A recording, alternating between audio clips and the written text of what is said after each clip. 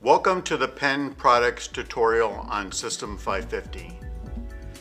Today's topic covers the installation of temperature, humidity, and/or pressure sensors to a C550 control module. Let me start by saying there are two groups of C550 control modules available: C550C control modules and C550A control modules.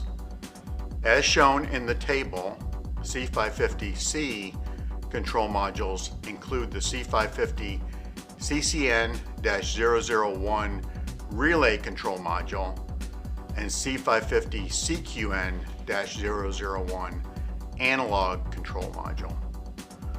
Both C550C control modules accept up to 3 temperature, humidity, and/or pressure sensors in any combination.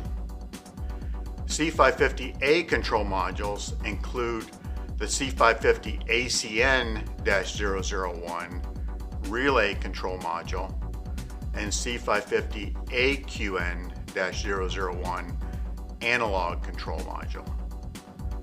C550A control modules are designed as functional replacements for System 350 control modules, and as such only accept one temperature, humidity, or pressure sensor. In this video, we're going to install sensors on a C550 CCN-001 relay control module, but regardless of the control module that you're using, all the sensor wiring terminal blocks are in the same general location. To access the sensor wiring terminal blocks on a C550 control module, you first need to remove the cover. For safety purposes, make sure that any power is disconnected from the control module. With a small Phillips head screwdriver, unscrew the captive latch screw at the bottom of the case as far as it can go. Do not fully remove the captive screw.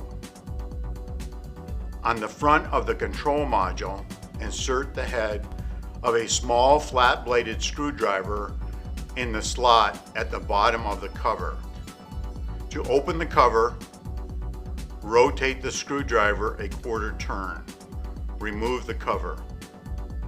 Slot the 2 hooks at the top of the cover into the 2 holes at the bottom of the module to keep the cover in place during wiring. Before we get started on the wiring, I will note that sensors available for use with System 550 are shown on pages 64 and 65 of the current System 550 user guide. Terminal blocks for wiring temperature, humidity, and pressure sensors are located on the upper left-hand side of all System 550 C550 control modules. Only temperature sensors shown in the System 550 user guide can be used with System 550 control modules. This is because the temperature sensors have a unique profile that is programmed into C550 control modules. Temperature sensors can be wired to the available pairs of SN and COM wiring terminals. As shown in the graphic, an A99 temperature sensor is wired to the SN2 and COM terminals. However, you can also use the SN1 and adjacent COM terminal and SN3 and adjacent COM terminal for wiring temperature sensors. All available temperature sensors are equipped with 2 wires and are not polarity sensitive. This means that you can attach any of the 2 wires to the SN and COM terminals. Let's move on to humidity sensors. Humidity sensors available for use with System 550 require a 24-volt power supply and have a total of 3 wires. Connect the sensor's voltage out signal to a sensor input terminal noted as SN. Connect the sensor's common wire to a common terminal noted as COM or COM. Connect the sensor's voltage supply wire to the 24-volt terminal, which is located at the top of the terminal wiring strip.